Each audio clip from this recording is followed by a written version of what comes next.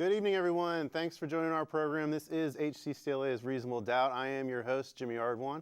We're back after a week off from Thanksgiving and hope y'all had a great break. I know we all did here. Julio Vela, you are back as my co-host. I am a little bit fatter, but feeling the same, feeling good. All right. We got two of my great friends here tonight, John Floyd to my left, Nate Tarlow as well.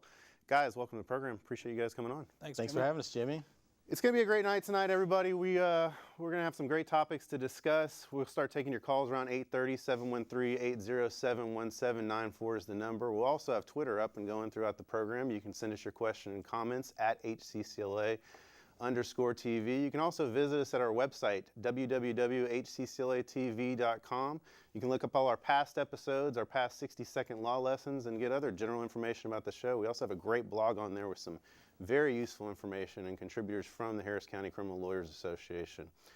Guys, I want to start tonight. The big news, obviously, from yesterday, the mass shooting in San Bernardino. New details coming out, and it appears this has got some links to terrorism. I want to first get each of y'all's initial thoughts on this, just from a 30,000-foot view of the whole situation. John? Well, you know, from our perspective as criminal defense lawyers, and I represent a fair number of Muslims, whenever I see one of these cases, I kind of cringe because I know that it really affects the public's view of Muslims in general, and it affects how we have to deal with our clients when, you know, they're charged with these types of offenses, or just, you know, misdemeanors offenses. These Muslims in general are being targeted by, you know, not only legitimate law enforcement activities, but by people in the community, and there's a lot of prejudice in the community that I think we have to be careful about. Yeah, and Nate, I know you just recently got back from a trip from Uzbekistan. I mean, you and I have known each other for quite a while. I know you've traveled throughout the world extensively, but you were just recently over there. I mean, talk about that experience. Well, Uzbekistan's a little bit different than a lot of the Muslim world. It was a former Soviet republic, so religion of all varieties was really crushed for about 75 years, and they're very moderate there, but you know, it's a strong dictatorship, and they really are extremely vigilant about extremist activity in mosques. They're heavily monitored, and with Afghanistan on their southern border, they definitely are paying attention to any kind of subversive or what they deem to be dangerous conduct. Let me ask you, what do you mean all religion and such was crushed for 70 some odd years under the Soviet fist? Well, the Soviet Union was the communist country of communist countries, and you know, communism was never really very friendly toward religion, and Islam in the Central Asian republics of the Soviet Union was squelched along with other religions of other types in the Soviet Union. How did you feel, Nate, as an American being over there, given the climate that we're in right now? Well, yeah, every country, every society has its own personality. The Uzbeks are extremely sweet, welcoming, nice people. I felt completely safe. A lot of people want to immigrate to the United States. They're rather open about it. The green card lottery system is advertised rather heavily there. There's a cottage industry of good English speakers helping aspiring immigrants to fill out their paperwork in English. So I did not sense any anti-American sentiment, and I went all over that country. Now, I know in some other countries you visited, you have actually attended court hearings and some criminal proceedings in those countries. Did you have the chance to do that while you were over there? I was going to get into court, but it was one of those things where they had just adjourned, or that's what they told me. I don't know. Let me ask each of you as... I'm in as an observer, Nate, not as a defendant in a foreign country, not locked up abroad or anything like that. It was a close call. Huh? What are some things that an individual in this kind of environment and day and age does one have to, as a defense lawyer, be careful of or just be aware of when dealing with anybody dealing with the Muslim community or Islam or anything like that? Are there some things that as defense lawyers you all look out for, even when you get to, let's say, a trial stage, that you're going to want to just be prepared for?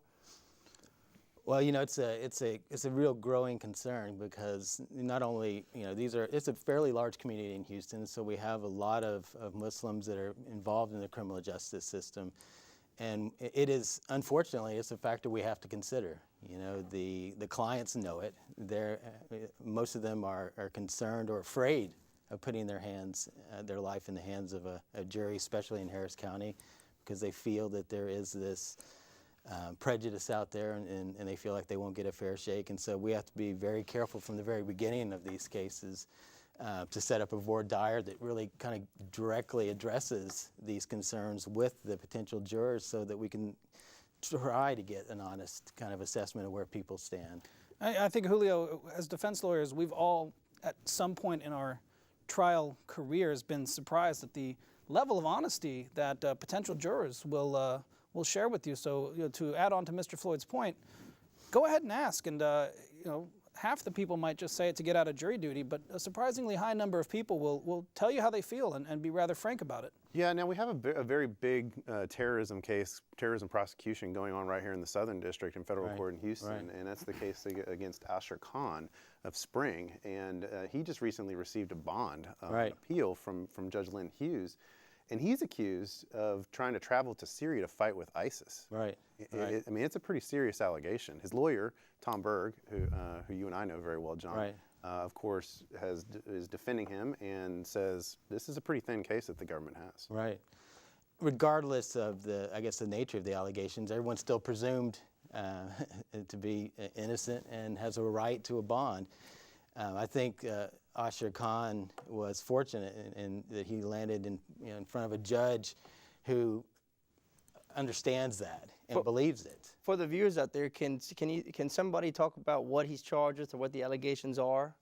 Yeah, he's charged with trying to travel to Syria to fight with ISIS. Yeah, I think the legal term is he's being charged with material support, and I think conspiracy. Conspiracy for material support. For those of you with grammar questions, it's not with ISIS, but alongside ISIS. So he was accused of trying to go and become a part of the Islamic State. If I'm not mistaken, the government tried to or requested bail be denied. Is that right? And then there was a big fight over that, and now, did the federal judge, was that ruling appealed and she had to make a new ruling, or was it something that they're going to appeal, or? My understanding, and correct me if I'm wrong, John, on this, was initially the magistrate judge denied him a bond. It went all the way up, I guess, to the Fifth Circuit. That's right. And they initially everything was denied, but then in October, Judge Hughes finally did issue an amended order releasing him what it says is $150,000 bail. And there's a lot of requirements. I mean, one of the requirements is he's to be in his home or his yard at all times, with the exceptions being to meet with his probation officer, his lawyer, or to attend school, work, medical appointments, or court appearances. Right. There also was another condition that forbid him from accessing the computer, from any computer and internet and a smartphone. Right. Pretty broad. Right. Pretty broad. I have friends who have marriages like that. let me pose two questions to the panel. Julio didn't laugh that hard. No, a little too close to home. Really, no. Let me pose two questions to the panel. Number one, okay, in a state court, you go to a bail bondsman, you post 10% of your bond, and you can get out on bond. Is that the same in the federal system? Number one is the question. And number two, how are the bond conditions different in federal and or state court? Well, as Jimmy well knows, there's a greater presumption towards bond in federal court. There are certain cases where bond is not the presumed situation, but in most cases a bond is presumed, and judges typically work harder to come up with some sort of conditions to actually follow the law. Whereas in Harris County, judges don't really seem to care much about the bond. Well, and in fact, I would add to that, John, that in federal court, more often than not nowadays, a frequent topic we've had on here, Julio, is, of course, the lack of PR bonds in the state system in Harris County. And more in federal court, you're getting PR bonds. Right. For things that are serious felonies. Right. And they're not having any problems with people taking off. Well, there's an important distinction that we need to let the public know, and that is that all federal judges are appointed. They do not have to face the voters every election cycle. A state judge has the thought in his or her mind, if some defendant who's bonded does something else, reoffends, does something that gets a lot of media attention, that could affect that state judge's next election campaign rather severely. But state or federal, there's just no judge who wants a defendant who's out on bond in his or her court to potentially do something that could bring some negative attention to that court and that judge's decision making. Yeah. You know, we had, of course, the Boston Marathon bomber case that recently got the death sentence handed down. Each time you have stuff like this, a mass shooting, any kind of terrorism act, I mean, it certainly has to make a case like this much harder to defend, doesn't it? Oh my gosh, yeah. I'm sure that, if either one of us were in Tom Berg's shoes, we'd be wanting to push this thing off for a while, right? Yeah. The further you can get away from one of these incidents, the better your client has of making a sound argument that a jury might actually consider. I mean, going back to your original question, you're going in with some prejudice and bias that you've got to deal with, and having something like this happen, right before trial is devastating. And that's why, good attorneys will file continuances, and good judges will hear those and understand them and set these cases off. Right. I wonder, guys, I mean, a lot of the rhetoric coming out of this, of course, was about gun control, the need for more gun control, stricter gun laws. And of course, here in Texas, we're seeing a lot more lax gun laws in terms of open carry has just now come into play. Campus carry is up, and we've seen a lot of, professors protesting the whole campus carry. Ironically, guys, this is a state where this one happened that has a ban on assault rifles, a ban on high caliber magazines, high round magazines. And then you look, as we talked about earlier, Julio, in previous episodes, I mean, a place like Chicago, where handguns are banned, where all guns are banned, is leading the nation. And just over, Labor Day, they had 82 people who were gunned down. Do these laws really work? No law works if it's not enforced, but this law, on some level, we're blaming an inanimate object, a firearm, for somebody's decision to carry out a criminal or terroristic act is ridiculous. And in fact, there was an incident in China where some separatist terrorists killed, I think, 75 or 85 people with knives on an attack on a train station in just one organized assault. Ninjas? Sorry. And it won't happen. I'm sorry. No, they were Western Chinese Islamic separatists, and this was their chosen method. So a determined person is going to do what they're going to do, or at least attempt to do it. And you've got to figure, if you can get tons of cocaine across the border, you can certainly smuggle a firearm. Well, and it also seems, I mean, the other side of this that people have talked about is the need from the mental health standpoint to do better job screening people for mental health before they can buy firearms. That wasn't even at play here, really. I mean, I realize it was a mental health facility that was attacked, but this is a terrorism act. This whole mental health issue that keeps getting raised after one of these shootings is a red herring. Right. We all know it is. It's to take the eyes off the ball. I mean, we do have a problem here with gun violence, and figuring out a way to address that follows our Constitution and the rights that we all hold so dearly is difficult. But there is a problem, and it has to be addressed somehow. But banning weapons, I think, is not going to do anything for it. To add to Mr. Floyd's point, the type of weaponry that's being used in these events was available more or less in the 30s, the 20s, the 50s. A Thompson submachine gun could have been used to perpetrate the school massacre in Connecticut just as much as that Bushmaster AR-15. Yeah. So the guns have always been available. The technology hasn't changed that much. What has changed is we as a society. The people have changed.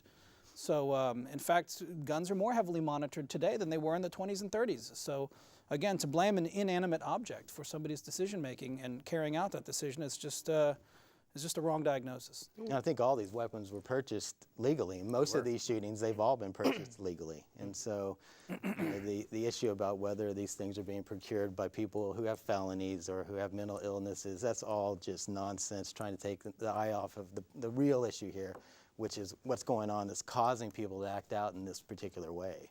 Yeah. On the federal side, maybe you can, John, you can speak to it, and Nate, you can speak to maybe on the state side. How does the law treat an offense that involves a weapon, maybe regarding punishment, or is there anything considerations?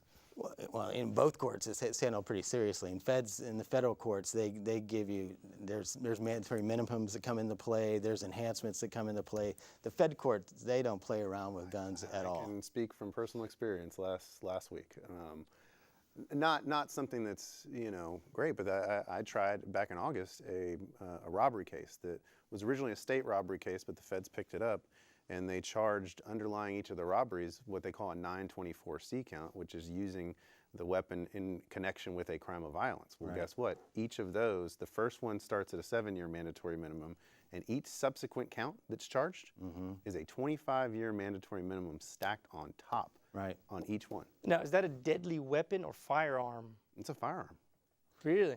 Yeah. What do you say, Nate? Well, in state court under Article 4212, Section 3G, it can be an aggravating factor. They'll call it an aggravated offense, and they'll allege a deadly weapon, which could mean anything from a firearm to a knife to a liquor bottle to a motor vehicle and a baseball bat. Take your pick. If it's used or displayed, and that's another important note to make, even displayed or threatened to. There was a case where this right here could be considered a use or display if it was credible.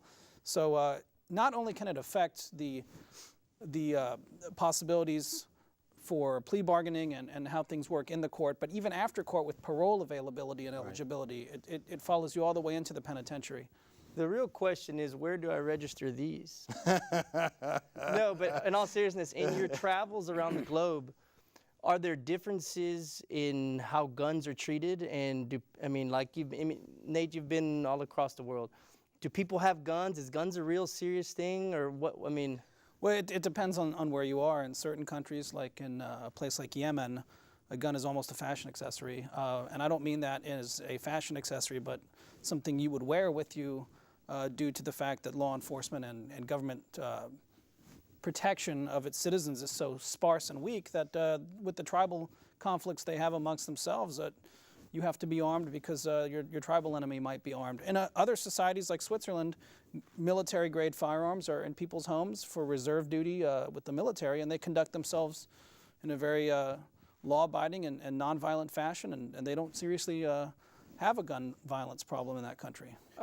I was listening to NPR today, and Obama made a speech made another kind of talk, addressed the situation of gun violence, and said there may be some ways to change the gun laws or enhance the gun laws, going back to mental health screening, for example. He said that there are individuals that are on no-fly lists, and these people cannot get on a plane because of their inherent risks of who they are, whatever the government has decided to make them a danger. However, that same individual can still go into a shop and buy a gun. And so there are many more smarter people than I am who are tackling this, but... Hey, flying is a privilege. The Second Amendment is a right. Let's not forget that. Right. Exactly. I mean, that's the difference, is you don't have a constitutional right to get on a frickin' airplane. Yeah, and what kind of bothers me about this latest argument that's been floating around is that these no-fly lists, they're being generated by law enforcement officers with no due process. There's no right to counsel. They're putting people who are on these lists who are no threat at all. And then to say that we're going to take this list that's been done by the cops and prohibit people from buying weapons and enjoying other rights that they may have is nonsense. Well, and how many people get on that list who have similar names? That's right. Who are completely law-abiding. Yeah, I spoke to a young lady just this week who got on a plane, made it over to Turkey, and was sent back. A graduate from your alma mater, UT, and finds herself a year after her marriage. Dad buys her and her husband a ticket to go over to Turkey. They arrive. Her name is close to someone else's name, and they send her back. And so that's someone who I'm sure is going to pop up on some no-fly list at some point, unless she gets this cleared up. And to say that you can't, what's next? You can't vote if you get put on a no-fly list? Right. Well, you can't vote if you're Mexican or black, so... Well. That's a joke. If any of you regularly fly United Airlines, you might actually want to be on the no-fly list. That was funny. That's funny. United sucks. They're not a sponsor of the show. But speaking of all this, I mean, I want to kind of, that's a good segue into the next thing I want to discuss, and that's here in Texas. The DPS is going to start asking drivers their race. And we were talking about it before the show. I mean, this is to kind of cover up their defects in their system. Right. And you had a good point. I want you to bring that up. Well, let's be honest about it. They've been documenting race for a long time on their forms, but apparently the troopers, with all the training that they have been unable to document race appropriately within the forms that they have, and so there's been a a miscounting of Hispanics, apparently. When they looked at the numbers of Hispanics apparently went down, and the number of the whites went up. And it just happened that that number corresponds with the number of white people that have Hispanic names. And so they've gone back and they know that that somehow the troopers are misdocumenting the race of certain people. And so now they have a new policy where they're actually going to ask people when they're pulled over. And they have a real nice little slogan that they're going to use. But I'm sorry, ma'am, but I'm required by department policy. I got to ask you what race you are. Oh. And I mean, Nate, do people just now get to pick what race they want to be? Well, apparently in Spokane, if you want to lead the NAACP chapter, you can pick what race you want. But I guess Mr. Floyd makes a great point. And furthermore, it's rather muddled with Hispanic, because Hispanic is really somewhat hard to pin down. You could be an Afro-Cuban, a white Argentinian, or an Amerindian from Central America, and all three people who are totally racially distinct are all able to truthfully state that they are Hispanic under the definition. It's the only language group that gets a racial category assigned to it. I think what we were talking about earlier, Jimmy, is that what we all know is that DPS has profiled people in the past, and that's why they set these policies into place to begin with.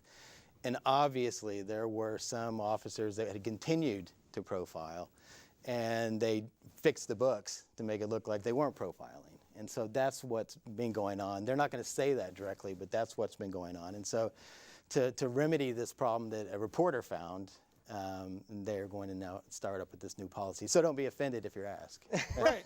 No, and they ask the driver, and the driver can say whatever he or she wants. And then if the driver refuses to answer, the officer is allowed to use his or her best estimate and put down what that. Get the flashlight out. Right. I mean, what if you're black and you deny being black? What if you're biracial and you identify as white? Well, there's an article out here that you're actually being rude if you ask a biracial child or refer to them as being black or Mexican or to me, this whole thing is a recipe for disaster. Okay, just this week in the news, you had another DPS trooper pulling a female over and saying, "You won't get a ticket if you have sex with me." You have a DPS trooper out arresting African Americans who end up killing themselves in a jail. You have other DPS troopers sticking their fingers in humans where they shouldn't be. And now you're going to be now DPS is allowed to ask you, "Hey, by the way, also, what's your race?" Right. And it just seems to me like it's a recipe for disaster. It's a very difficult issue. I mean, the reason they started this policy is because DPS was racially profiling people. And so now to fix it, they're going to ask people what their race is. And so it's offensive either way you look at it. Haven't we gone down this issue with immigration and what your immigration status is? In a sense. I mean, not the same, because obviously there are implications, but haven't we kind of already gone down this issue, guys? Well, that, and let's be honest, when you're having an encounter with law enforcement, and some people would find that question offensive regardless of who is asking, but when it's an authority figure with a badge and a gun, it's an additional level of sort of distrust, adding another layer of distrust between certain communities and law enforcement, and we should be trying to build bridges, not further divide in the trust gap with law enforcement and segments of our diverse society. Oh yeah. I mean, well, see, my wife's Korean, so my kids are technically Hispasian. Yeah. So we actually have a viewer that just sent us in and asking if your children were known as Spasians. Hispasian. Somebody who clearly knows you. And you know what? That's racist. It's one of our close personal friends, actually. So you'll have to take it up with them after the show. I just think this whole thing's a recipe. which box you going to check for that? Right, yeah. Hey, so long as they get the affirmative action, we're okay. You want No, but you know that what? scholarship, right? I think the whole thing is Special SBA loan. is the whole. I got that.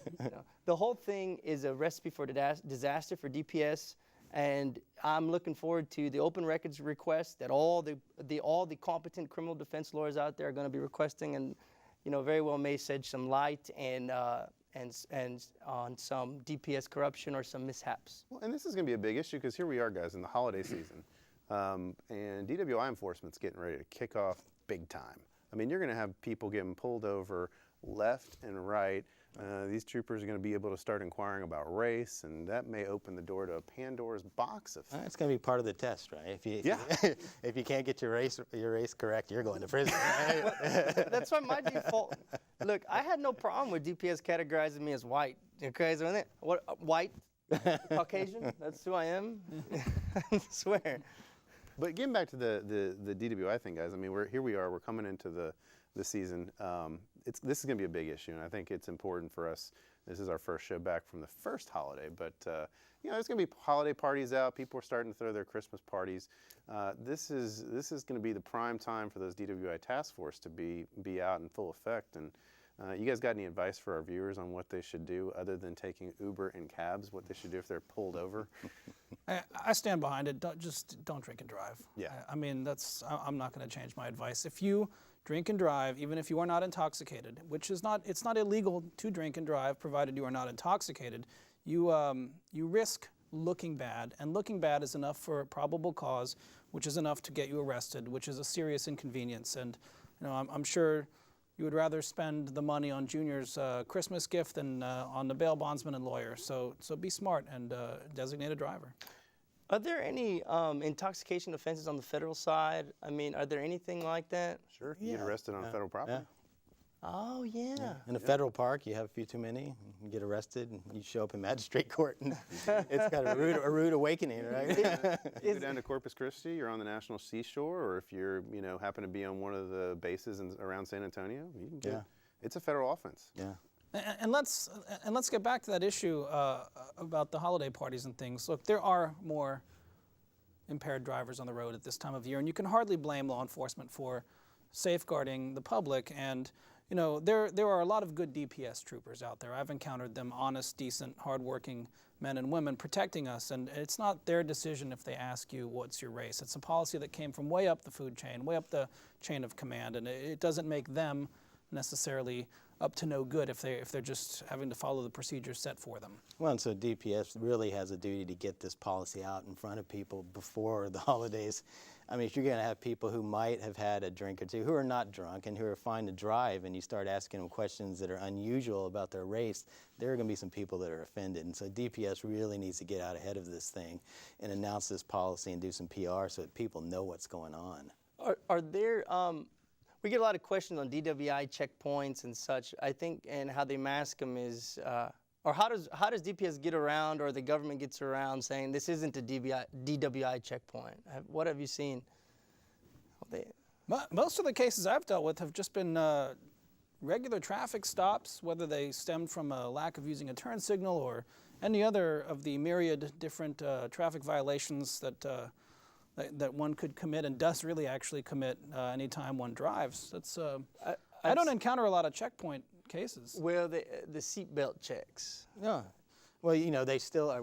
Instead of just lining people up and checking for sobriety, what they're doing now is waiting outside clubs and just pulling people over as they pull out.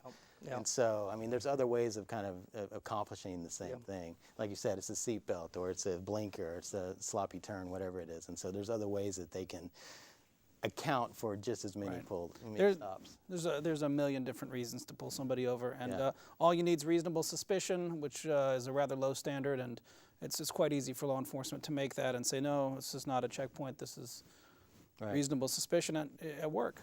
If I were to give two pieces of advice to the viewers, or things that, as a defense lawyer, that sometimes I just wish, I wish you would have done this or that. There's a whole bunch of things that come to mind, but two right off the bat. The first one is don't carry a gun, okay?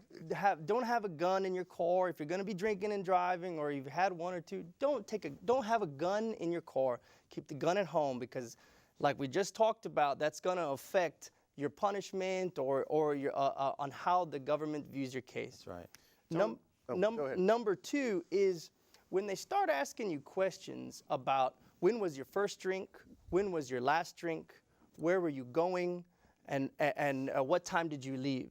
Those questions are designed for what's called retrograde extrapolation, okay? And what they're gonna do is they're gonna use all of those answers that you give them and somehow plug it into a formula to extrapolate or to come to a number as to what your blood alcohol content was at the time of driving. So if I were to give 2 pieces of advice, number 1, leave your gun at home, and number 2, don't tell them when your first and last drink was and what you had to eat and all these kind of things. Because if without retrograde extrapolation under MATA, the case MATA, the state will not be able to meet certain levels of proof, and you may very well be able to keep the blood alcohol content out of your case. And ultimately, that may be the linchpin which may cause your case to go in your favor. Let me just add, I think more, and I agree with what you're saying, from once you get to the point where you're having to answer questions, it's gone too far. Primary advice is be polite and be quiet. You do those 2 things and you can get out of almost anything with the police. What happens is when people start talking too much and they're rude to police officers, things go awry. And so be polite, be quiet. I think the soundest advice, everybody, use Uber, use those taxis. Then you can be rude and loud and obnoxious. Yeah, all you want. You're just subject to whatever Uber and Yellow Cab's rules You get a bad rating. That's right.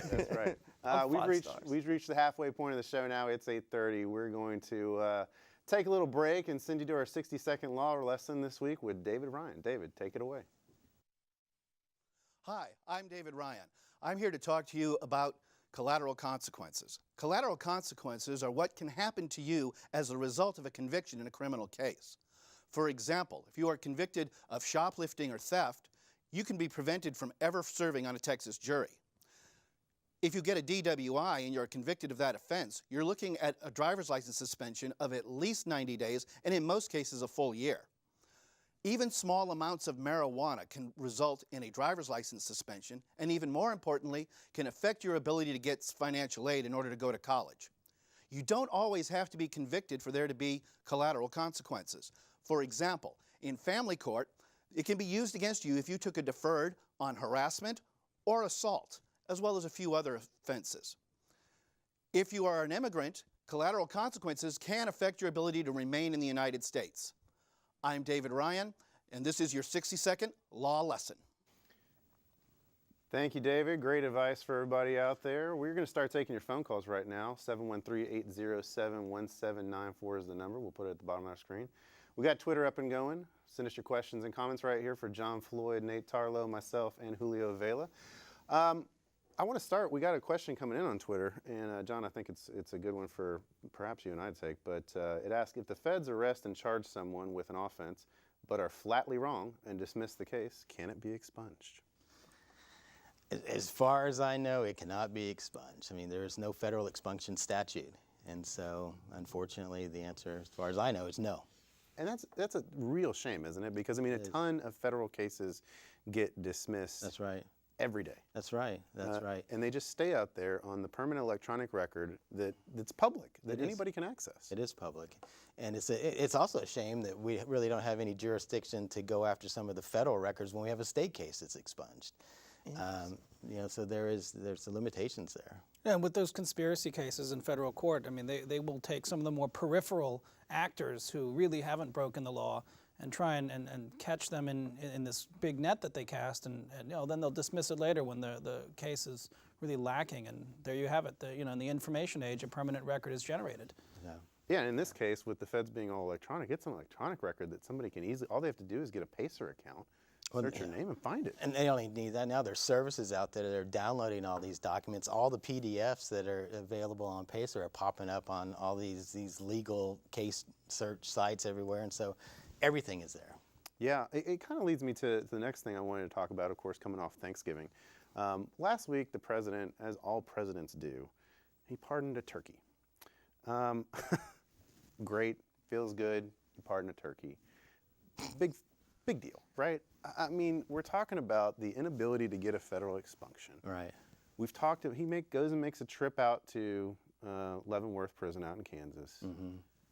We've got 6,000 prisoners being released, all this criminal justice reform, the sentencing guidelines knocking down the drug quantity table. We just had a reform with the sentencing guidelines on the economic loss table, and in terms of how they apply some other enhancements. But the reality is, where the president has the power to affect people's lives is 2 things. One, his ability to issue executive orders, which I've always said, if you want to make a true Brady law, the president should issue a damn executive order.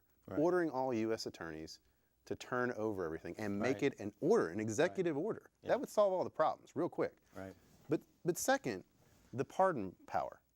That is a power that if has the ability to give these people a clean slate. Right. If they've done their time, if they've, the old saying is, serve your debt to society. He has the power, and so do all the presidents, Right. to more liberally use that and give these people clean slates, guys. Right, right. I mean, I go one step further. I think almost all criminal convictions pending good behavior should be just almost automatically pardoned after a period of time. I surely think that the president and the governor, I mean, the governors that we've had the last couple of terms here have had historically low levels of granting pardons. The President Obama has had, I think, maybe the lowest rate of pardons in modern history, at least. I know the pardon rate has been continually going down, I think, since Gerald Ford was president. And so this it's something that should be developed into a wider policy where you have a greater pool of people who are becoming available for these pardons. And unless there's good reason not to pardon them, they should go through. Well, they're discretionary, and you cited that since Gerald Ford's administration, there's been a gradual or steady decrease in pardons. What there's been an increase of is partisan rancor. And what ends up happening is that these pardons are used as ammunition against the political party of one president or another, and it turns into a political hot potato and another talking point to be used against whatever party that president belongs to. And we ought to take the political factor out of the equation and remember that these are people's lives, real people. Well, we've seen changes and reforms.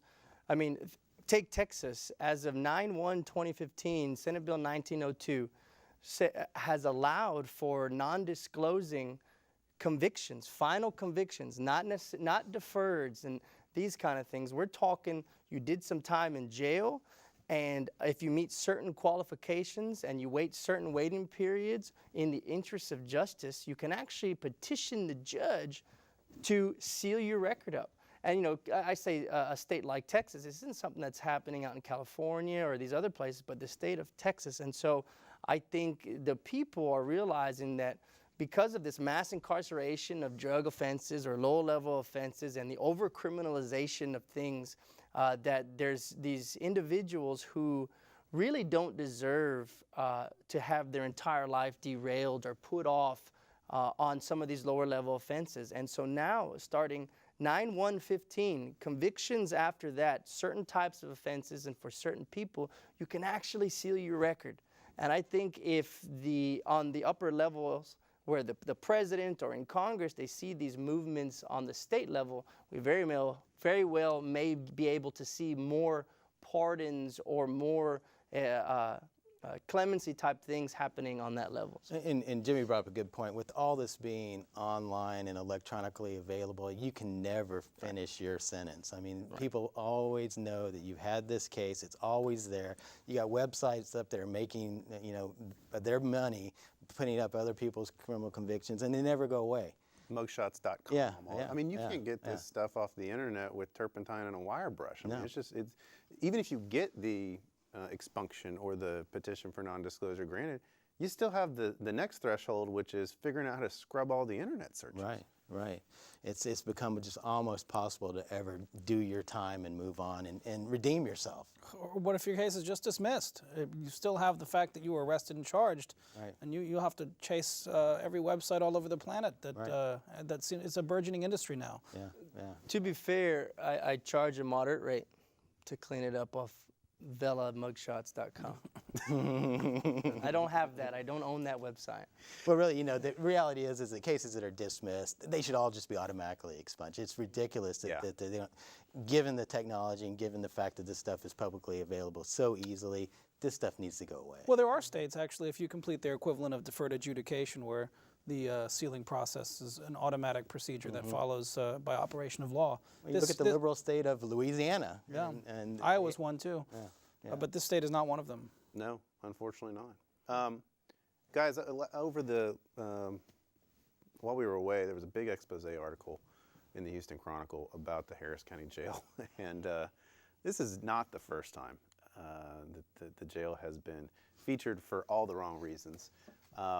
This latest report comes out and details the unsafe and unhealthy conditions, not just for the inmates, and that's really nothing new. I mean, we've all known for a while that inmates, it's deplorable conditions for inmates, but this latest one talks about how bad it is for visitors. Right. And I think that's something that hopefully should get everybody's attention, because the things that they chronicle about the airborne diseases that you can get just being a visitor in there. Right, right. It's frightening. Oh, it's been frightening for all of us that have gone in there time after time, and you know, just from the smell, that you're walking into a death zone. And I can't remember, there was a doctor at one point that did a study about the tuberculosis rates, and they found these high rates in Houston, right? And they tried to figure out where it's coming from, and this doctor basically tracked it down to the jails and people getting out of jails and taking public transportation. This jail is terrible. It's been terrible.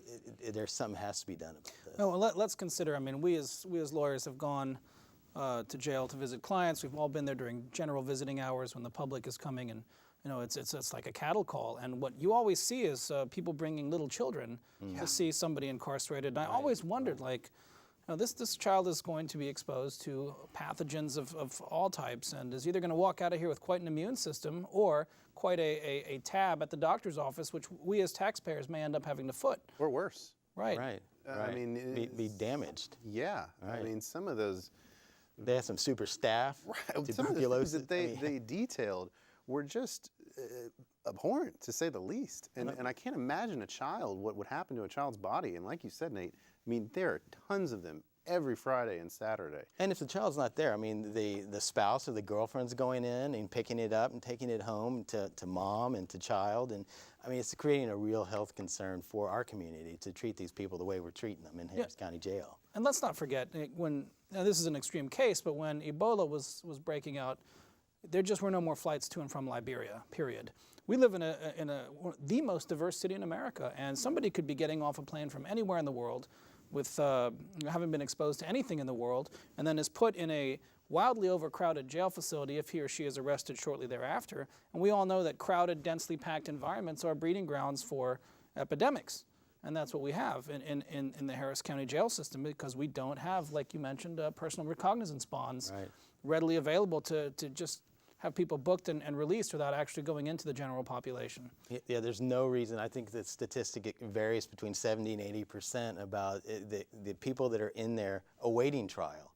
And a lot of those are in there for misdemeanors. Yeah. And it's ridiculous that these people just can't sign a document and get out of jail. And let's not forget, if you are here without the proper immigration status, you are going to be held with an immigration hold. And whether it's a misdemeanor or a felony or whatever the case may be, you're just not getting a bond. Right. And that was not true a few short years ago. But today, you know, you have a needlessly large population of people who were getting bonded and were showing up to court and who are now creating a crowding problem, which is a disease-generating problem with the numbers of people crowded into that space. I've been in that holdover countless times, and specifically the article mentioned tuberculosis and diabetes, and it immediately rang a bell.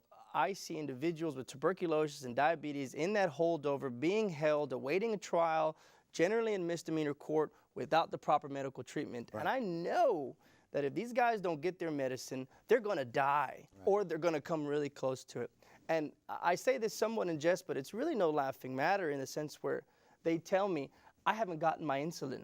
I need my medicine. What do I do? And initially I used to say, scream to the top of your lungs, tell every jailer you can, and do everything you possibly can to get in and see a medic. And then they would come back a day or two later to court and in the holdover, and I still haven't received my medicine. I think I'm literally dying here. And ultimately, the only thing and the only solution I have found is to tell those individuals when they ask me, hey, what do I do? I'm diabetic. I need my stuff. I need my medicine. I say, pretend you're dying. Fall over, pretend, hyperventilate, pretend you are dying. And that's the only way these people are getting medical treatment. But eventually you get the cry wolf problem, and then jailers stop responding as readily. And we're talking about two different issues. We had been talking about an epidemiological issue on the one hand with the crowding, and you're talking about a non-communicable ailment such as diabetes, and it's a lack of proper care and supervision issue among the jail staff. And if we had lesser numbers, we would not have such a heavily stretched medical staff at the jail. Again, it goes back to numbers. Right. 6 months ago, there was a proposal floating out there about should Commissioner's Court take away the management of the jail from the sheriff's office and create a whole new jail management, program, so to speak. Nobody really thought that was a good idea. The sheriff didn't want to relinquish control of it, but I'm hearing whispers that now our new sheriff, Hickman, may be seeing how difficult it is and just how out of control it is for him and tough for him to run the jail. Is it time we revisit perhaps that proposal? And will that make a difference? It depends on who's going to take that job over. I mean, if they're talking about privatizing these things from what we've seen in the federal system. Exactly. I mean, these for-profit private jails, and that's where they're sending a lot of these overflow guys too. They're sending them out to Louisiana and some of these private facilities around the state, which are worse than Harris County. And so that's not a viable option. I mean, the DOJ has said, I think it's 2007, 2008, they said Harris County Jail was violating these people's civil rights. Yes. And it needs to be fixed. They can fix it. And one of the ways we fix it is to get a lion's share of these people out of there that don't need to be there. That's what needs to happen. Right, and let's not forget that when you have people with this overflow problem being taken to a distant jail facility that's either privately run or publicly being rented out for overflow purposes, you create a constitutional problem in that it's harder to gain access to counsel when you've got an unnecessarily enlarged distance between counsel and client. It is. We have a private facility that holds the federal detainees that's in Conroe. Almost 40 miles away. Yeah, 40 miles away. On 45 North of all things. That's a long 40 miles. And we like to visit our clients. We want to visit our clients, but it makes it difficult to do it as often as you would like. This kind of, and it wasn't something I necessarily was thinking about talking about tonight, but it leads me into a question for you guys about the special treatment of certain defendants, because we've basically got all these people crammed over here, and we've seen in the past 2 weeks here now, we've seen there was a DEA agent's daughter in Brazos County who was arrested for being a, quote, drug kingpin, although it wasn't The most adorable drug kingpin I've ever seen. and she made Hey, your wife's watching Hulu. Oh, careful. No. In fact, Julio, I think your wife just followed me on Twitter. She sent a notification. But she Adorable in a bad way. Right. She got in and out of the Brazos County Jail fairly quickly in an expedient manner. Big shock there. Mm-hmm. We also saw Ken Paxton this week have his 5.5-hour pretrial hearing on dismissing his indictment and whether or not to allow cameras in the courtroom. We also seen up in Maryland the jury selection of the officers in the Freddie Gray case, and that has prompted the PD's office there to file some pretty incendiary stuff about how those officers are being given special preferential treatment with regard to a speedy trial, all sorts of things with regard to how the trial is being covered that their clients are not getting. Right. And so this whole thing kind of leads me to the point, the question I have for you guys is, not everybody is being treated equal in this system, are they? Well, that's never been any different. I mean, it's been that way forever. Whether you're talking about having the economic means to hire better counsel or make bail or any other status that political connections might confer upon you, this is nothing new. Yeah. And there are certain parts of the world where you could pretty much be exempt from legal prosecution if you know the right people. And all one has to do is look south for that in a lot of cases. A lot of directions, but. And you see it all through the system, and you see it in the federal courts as well. You know, the people who are at the upper echelons of the economic status, they can afford the best lawyers, they can afford them early, and avoid a lot of the situations. They may not get detained. Yeah, they won't get detained. But if you're a Nigerian or someone who has some prejudicial kind of thing going on behind it, you're going to get detained. And so it's not fair.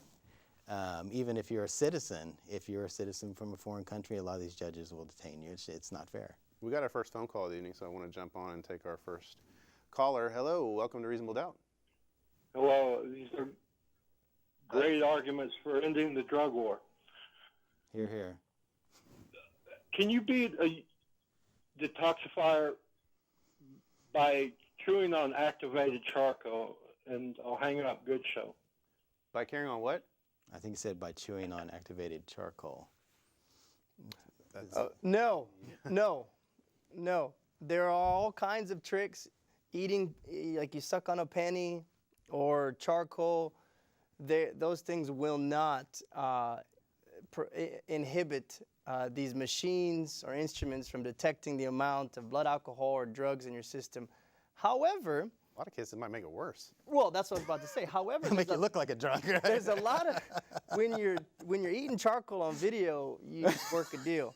But in all honesty, there are some things that if you take can increase blood alcohol levels. For example, white bread. If you white bread and then you blow in a breath device, immediately can cause an increased level of blood alcohol level because the yeast.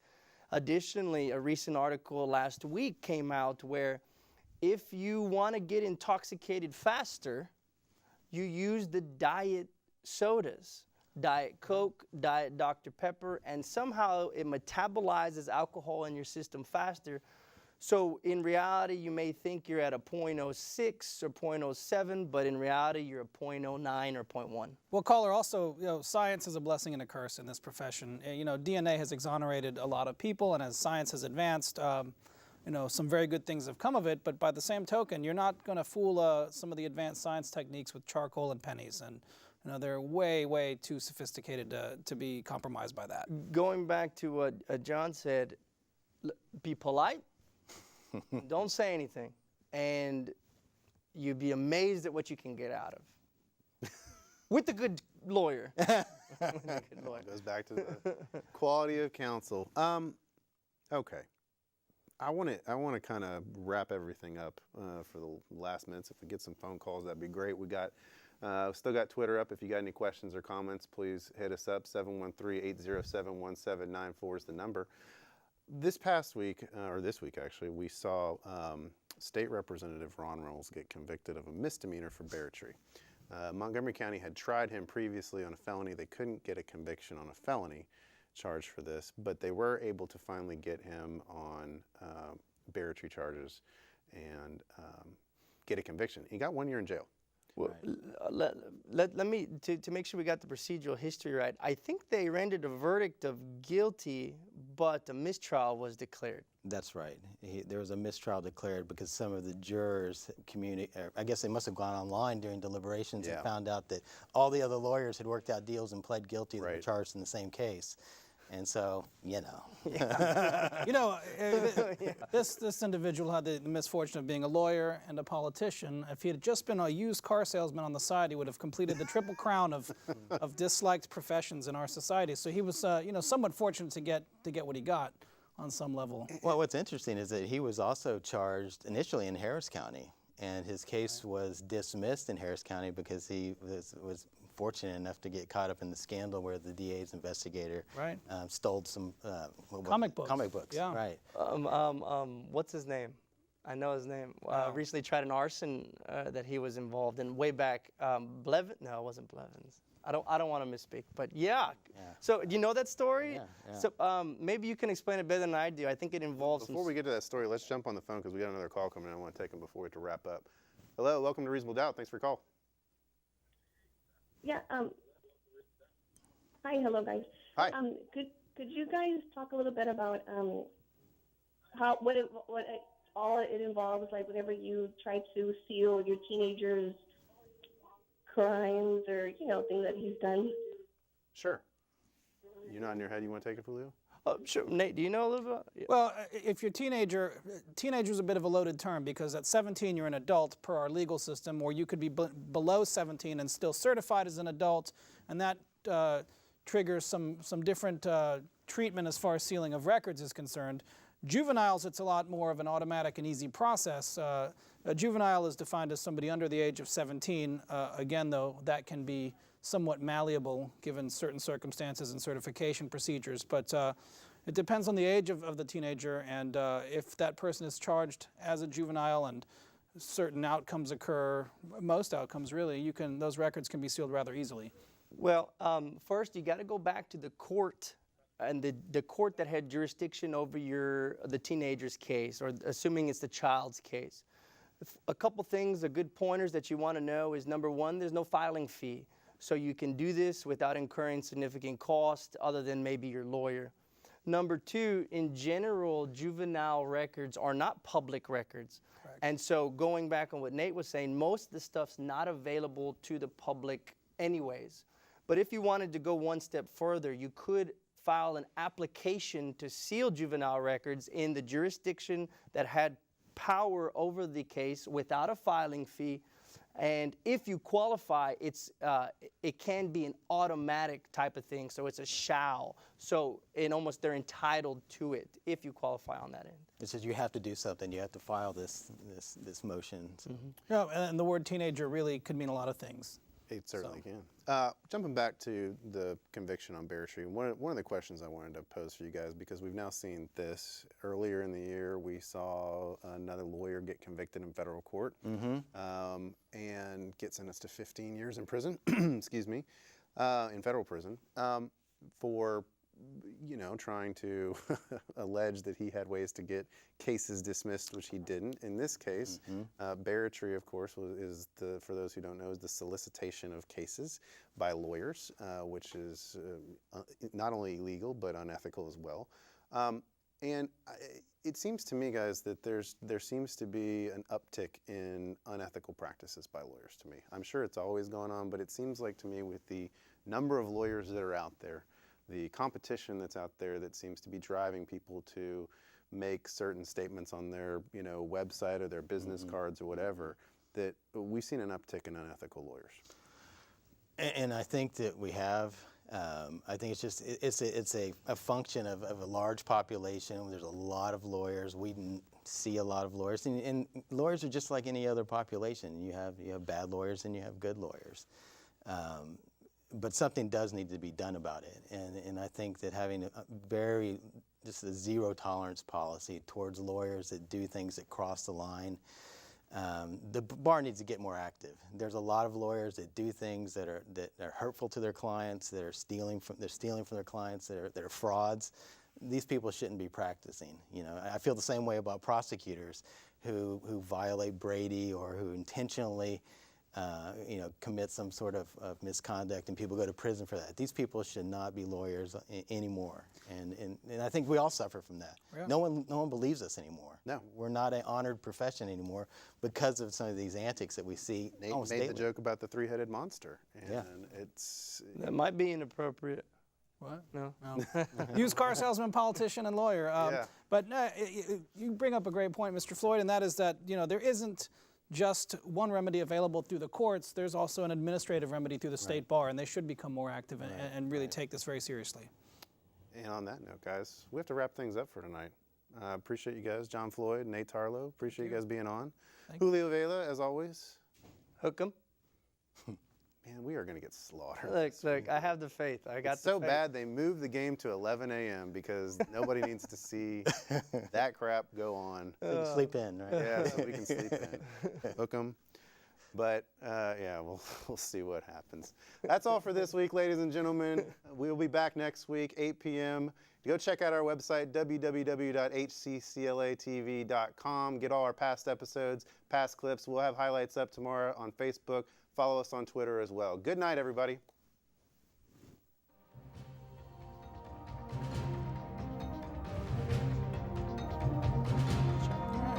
Thank you. That was fun. Oh, yeah, it was fun. That did go by fast.